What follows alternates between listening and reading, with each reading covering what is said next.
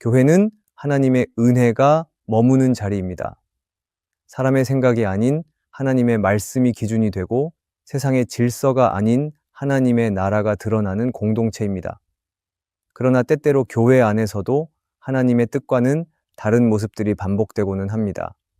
사람은 실수할 수 있지만 그 실수가 계속 반복될 때 교회는 점점 본질을 잃고 하나님께서 기뻐하시지 않는 방향으로 나아가게 됩니다. 문제는 이 실수들이 단순히 실수로 그치지 않고 공동체를 병들게 하고 누군가에게는 큰 상처가 된다는 점입니다. 때로는 좋은 뜻으로 시작한 일이 다른 사람에게는 아픔이 되기도 하고 아무렇지 않게 여긴 태도가 누군가의 믿음을 흔들어 놓기도 합니다. 그러면서도 우리는 원래 교회가 다 그렇지, 어쩔 수 없어라는 말로 쉽게 넘겨버리며 회개의 자리를 놓칠 때가 많습니다. 오늘은 교회 안에서 반드시 사라져야 하지만 여전히 반복되고 있는 치명적인 실수들을 함께 나누고자 합니다. 우리의 신앙을 다시 말씀 앞에 세우고 우리 공동체가 더욱 건강하고 하나님 중심의 교회로 자라가기를 소망합니다. 그리고 이 말씀을 통해 지금 내 안에도 자리 잡고 있는 잘못된 태도는 무엇인지 함께 돌아보는 시간이 되기를 바랍니다. 첫째, 교회에 예배를 드리러 오는 것이 아닌 설교만 들으러 오는 모습이 사라져야 합니다. 교회는 하나님의 백성이 함께 모여 하나님을 높이고 예배드리는 자리입니다. 이 예배의 중심은 하나님이십니다. 우리가 드리는 찬양, 기도, 말씀, 헌금, 결단은 모두 하나님을 향한 반응입니다. 예배는 어떤 프로그램이 아니라 하나님과 우리의 관계 속에서 이루어지는 영적인 만남입니다. 그런데 오늘날 많은 성도들이 교회를 향해 나아올 때 예배를 드리러 간다는 고백보다는 설교를 들으러 간다는 표현을 더 자주 사용합니다. 이 말 속에는 오늘날 교회가 빠지기 쉬운 매우 위험한 함정이 담겨 있습니다.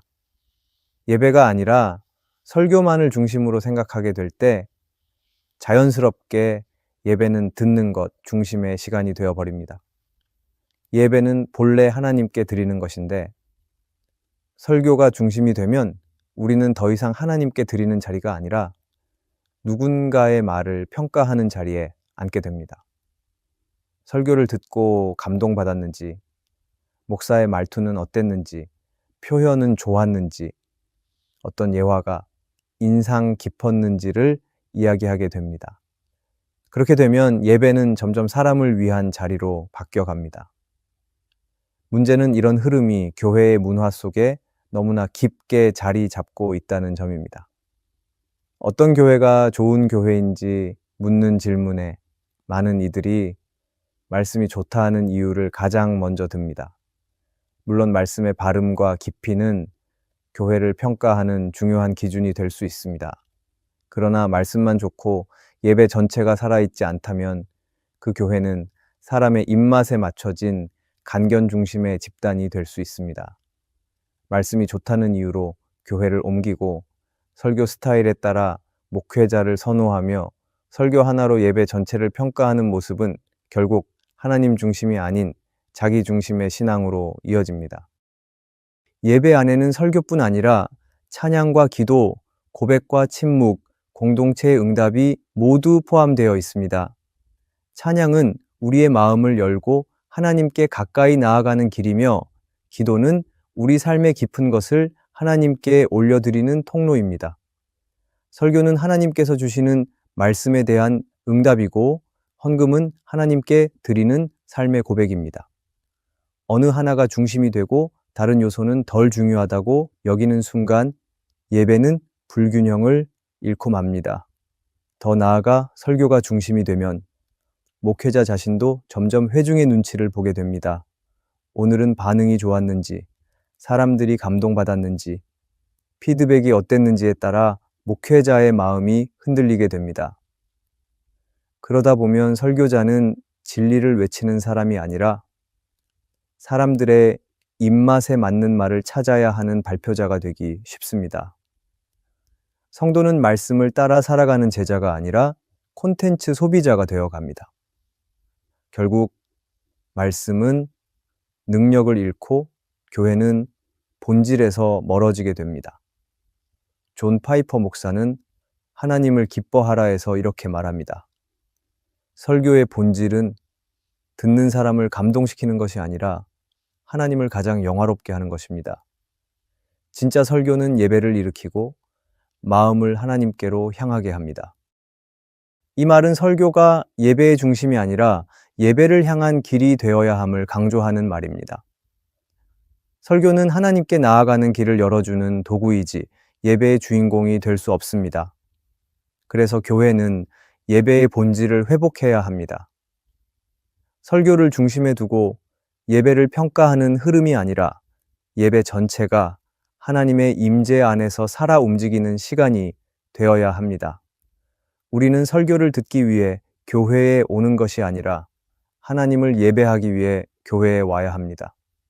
그리고 설교는 그 예배 안에서 하나님께서 주시는 음성으로 겸손히 받는 태도를 가져야 합니다. 오늘 우리의 모습을 돌아보아야 합니다.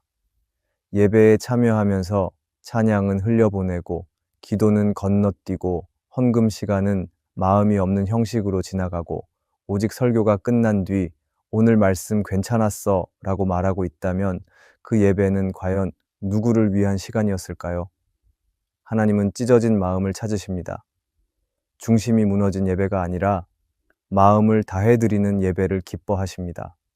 설교를 들으러 가는 교회가 아니라 하나님께 예배드리러 가는 교회가 될 때 교회는 비로소 하나님의 임재를 경험하는 거룩한 공동체가 됩니다. 우리는 오늘 어떤 설교를 들었는가 보다 오늘 하나님께 무엇을 드렸는가를 먼저 물어야 합니다. 이 회복이 있을 때 교회는 다시 하나님이 기뻐하시는 예배의 공동체로 서게 될 것입니다. 둘째, 성도에 대한 소문과 뒷담화가 사라져야 합니다. 교회는 사랑의 공동체입니다. 하나님께 받은 사랑을 서로 나누고 말씀 안에서 한 몸을 이루는 관계가 교회의 본질입니다. 그런데 이 아름다운 공동체 안에 가장 쉽게 스며드는 죄가 있습니다. 그것은 말의 죄입니다. 누군가에 대한 근거 없는 소문, 마음을 아프게 하는 뒷담화, 농담처럼 섞인 평가와 비난은 어느새 교회를 상처의 장소로 바꾸어 놓습니다. 더 아픈 사실은 이런 일들이 종종 예배 직후에 일어난다는 것입니다. 어떤 이들은 예배 시간에 뜨겁게 찬양하고 손을 높이 들며 하나님을 사랑한다고 고백합니다. 그런데 예배가 끝나고 돌아서는 순간 누군가에 대한 이야기를 꺼냅니다. 그 사람이 오늘 왜 저런 표정을 지었는지, 무슨 옷을 입었는지, 요즘 어떤 일들이 있었는지를 사실인지 아닌지도 모른 차에 말하기 시작합니다. 이 말이 또 다른 사람의 귀에 들어가면 진실이 무엇이든 그 사람은 이미 판단의 대상이 되어 있습니다. 교회는 진리를 전하는 곳이지만 그 진리는 언제나 사랑 안에서 전해져야 합니다. 사랑 없는 진리는 차가운 칼이 되고 판단이 섞인 말은 예리한 화살이 됩니다. 말로 받은 상처는 시간이 지나도 쉽게 치유되지 않습니다. 그래서 많은 이들이 교회에서 사람에게 받은 말의 상처 때문에 자리를 떠나기도 합니다. 하나님의 말씀보다 사람의 말이 더 크게 들리고 예배의 위로보다 관계의 부담이 더 깊을 때 교회는 안식처가 아닌 불안한 공간이 되고 맙니다. 또한 교회 안에서의 뒷담화는 단순히 관계를 어지럽히는 것을 넘어 하나님 앞에서의 정직함과 겸손함을 무너뜨립니다. 우리는 서로의 연약함을 덮어주고 기도해야 할 사람들입니다. 그러나 소문은 덮기보다 드러내려 하고 기도보다는 말로 상처를 더합니다.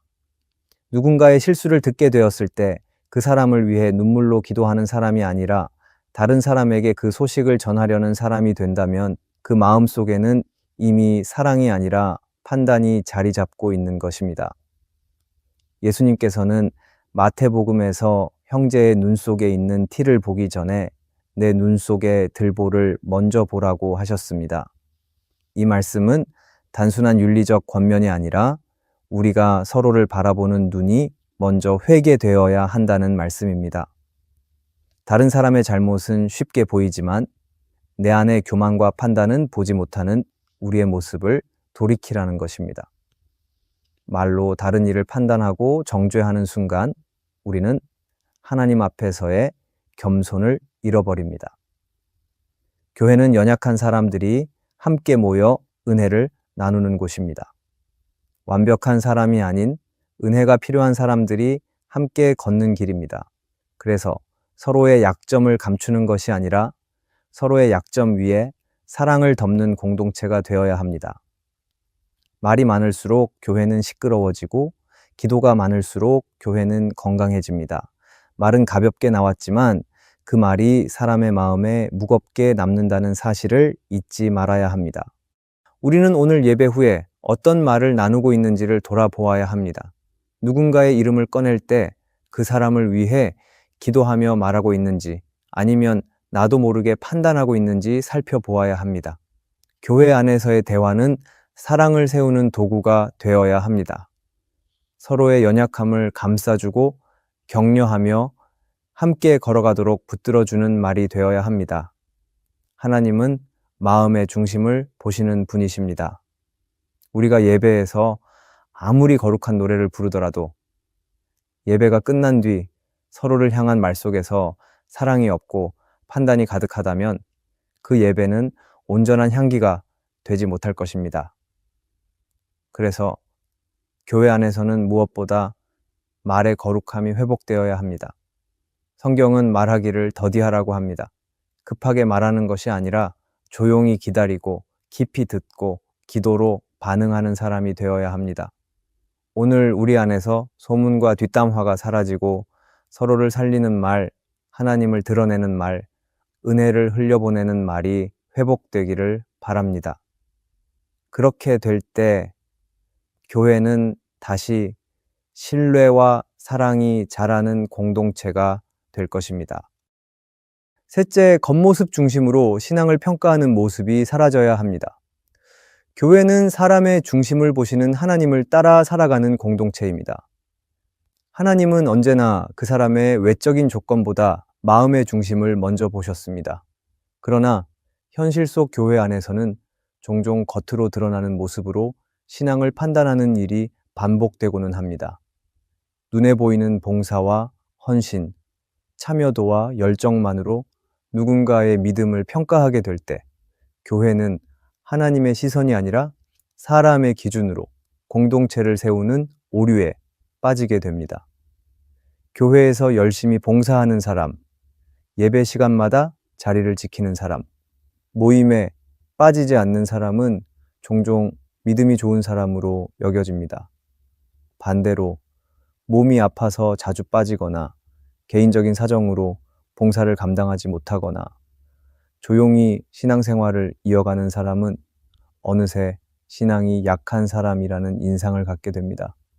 하지만 신앙은 행동의 양으로만 평가할 수 없습니다. 오히려 믿음의 깊이는 겉으로 드러나지 않는 자리에서 더 선명하게 자라나기도 합니다. 예수님께서 칭찬하신 사람들을 보면 대부분 조용히 그리고 겉으로 보기에는 부족해 보이는 사람들이었습니다. 2렙돈을 들인 과부, 옥합을 깬 여인, 많은 말 없이 조용히 믿음을 드러낸 이들.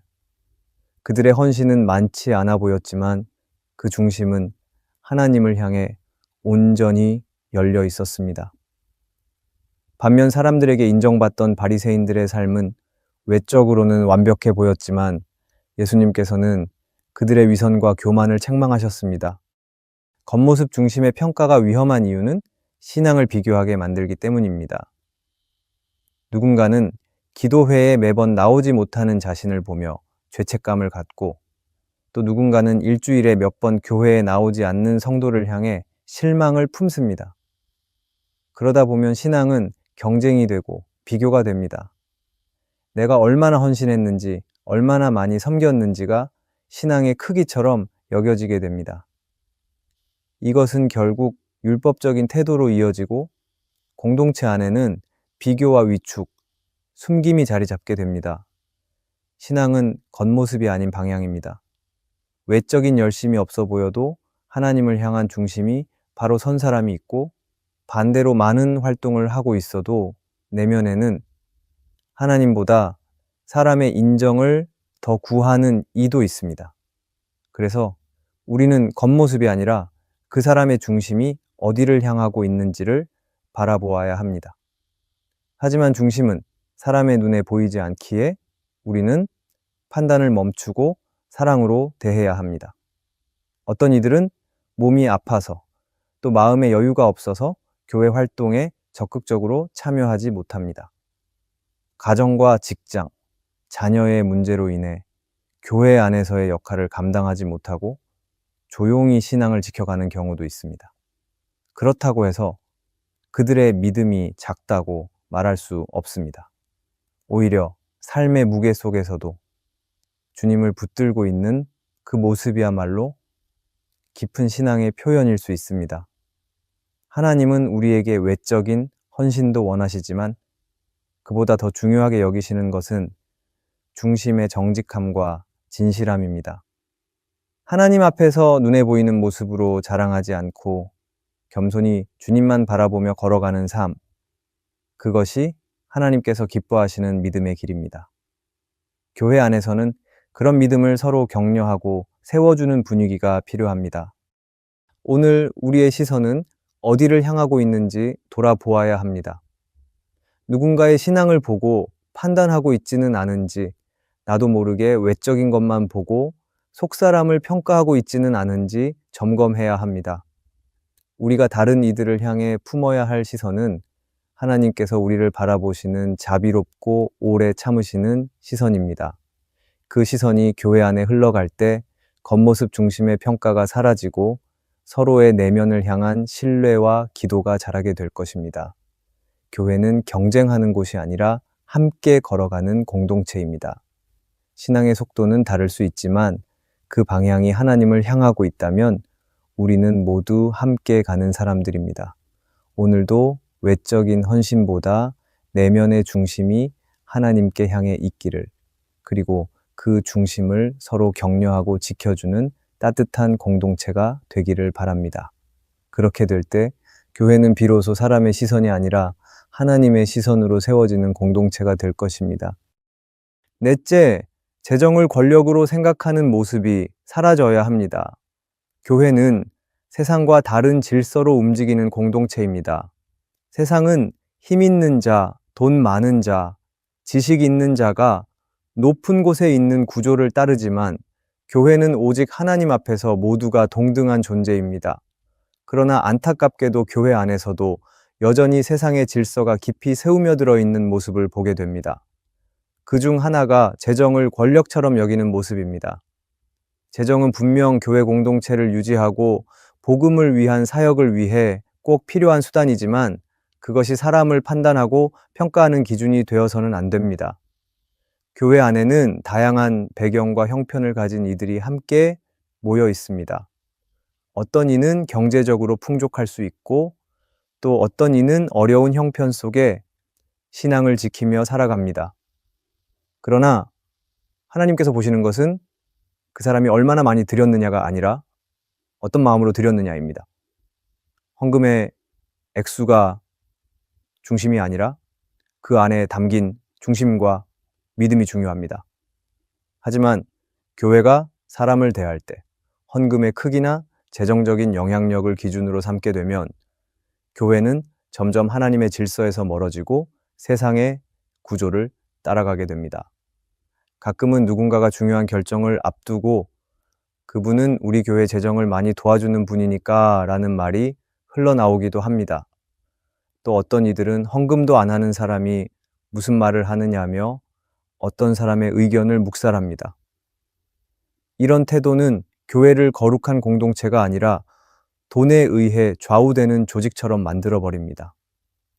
그 결과 가난한 자는 위축되고 부유한 자는 영향력을 가지게 되며 공동체 안에 보이지 않는 위계구조가 형성됩니다. 이것은 복음이 말하는 공동체의 모습이 아닙니다. 사도 야고보는 부유한 사람에게는 좋은 자리를 주고 가난한 사람은 낮은 자리에 앉히는 모습은 하나님의 나라와 어울리지 않는다고 말했습니다.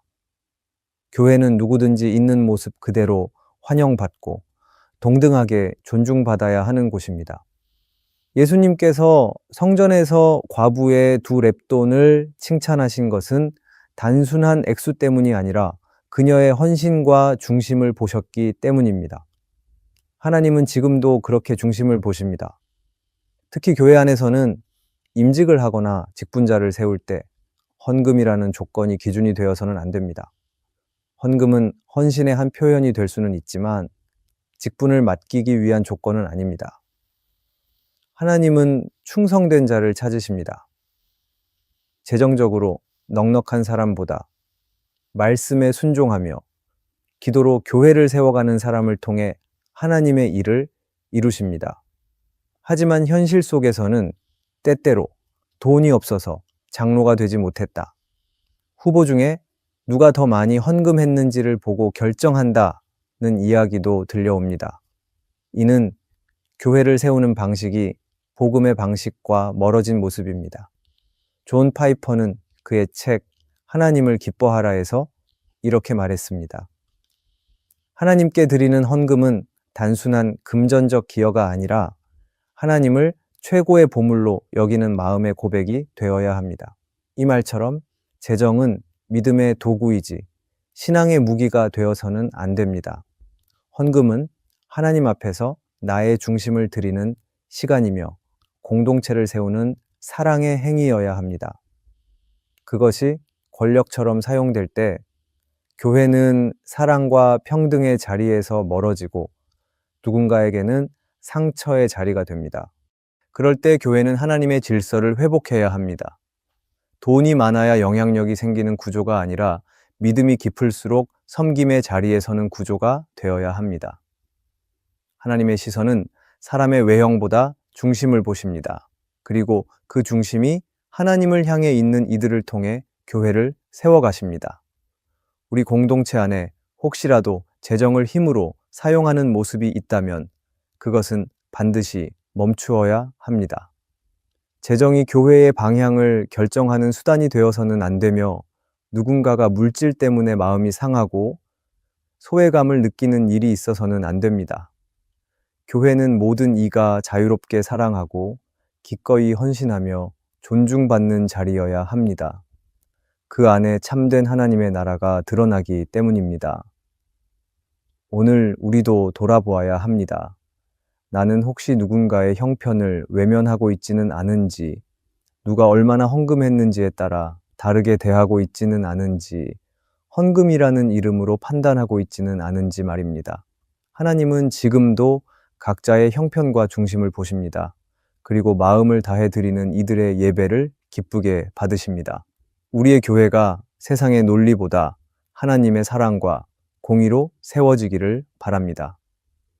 재정을 권력으로 사용하던 모습이 사라지고 재정이 섬김과 사랑의 도구로 회복되기를 바랍니다. 그때 교회는 다시 하나님의 나라를 드러내는 거룩한 공동체가 될 것입니다. 교회는 하나님의 임재가 머무는 자리이며 세상의 기준과는 다른 질서로 움직여야 할 공동체입니다. 그러나 현실 속에서는 종종 하나님께서 기뻐하시지 않는 모습들이 반복되고는 합니다. 예배가 아닌 설교만을 중심에 두는 모습, 누군가에 대한 소문과 뒷담화, 겉모습으로 신앙을 판단하는 시선, 재정을 권력처럼 사용하는 태도는 모두 교회를 병들게 하는 잘못된 습관들입니다. 그 모습들이 지금도 교회 안에서 반복되고 있다면 이제는 멈추어야 할 때입니다. 하나님은 우리가 진실하게 예배드리기를 원하시고 서로를 사랑하며 품어주는 공동체로 살아가기를 원하십니다. 교회는 누구도 소외되지 않고 누구나 하나님의 자녀로 존중받는 자리여야 합니다. 오늘 우리가 나눈 말씀은 단지 교회의 문제를 지적하기 위한 것이 아니라 우리 각자의 마음을 하나님 앞에서 돌아보기 위한 초대입니다. 내가 교회 안에서 반복하고 있는 잘못된 태도는 없는지, 누군가를 상처 입히는 말과 시선은 없었는지, 혹시 신앙을 외적인 모습으로만 평가하고 있지는 않았는지를 겸손히 돌아보아야 합니다. 그리고 교회가 진정 하나님께서 기뻐하시는 공동체가 되기를 원한다면 우리 한 사람 한 사람이 먼저 변해야 합니다. 예배의 중심을 회복하고 말의 거룩함을 지키고 중심을 보는 사랑의 시선으로 서로를 대하고 재정을 도구로 사용할 줄 아는 신앙의 성숙이 필요합니다. 그렇게 할 때 교회는 사람의 모임이 아니라 하나님이 일하시는 거룩한 공동체로 자라가게 될 것입니다. 오늘의 말씀이 은혜가 되셨다면 댓글에 아멘이라고 적어주시면 감사하겠습니다. 여러분들이 남겨주시는 댓글은 정말 큰 힘이 됩니다. 그리고 여러분들이 눌러주시는 좋아요와 구독도 큰 힘이 됩니다. 오늘도 함께 해주셔서 감사합니다. 기도하겠습니다. 하나님, 우리의 교회가 사람의 기준이 아닌 하나님의 시선으로 세워지게 해주시옵소서. 말과 시선과 태도 속에서 복음의 향기가 흐르게 해주시옵소서. 우리의 예배가 형식이 아니라 진심과 중심이 되게 해주시옵소서. 교회를 통해 하나님의 나라가 더 분명히 드러나게 해주시옵소서. 예수님의 이름으로 기도합니다. 아멘.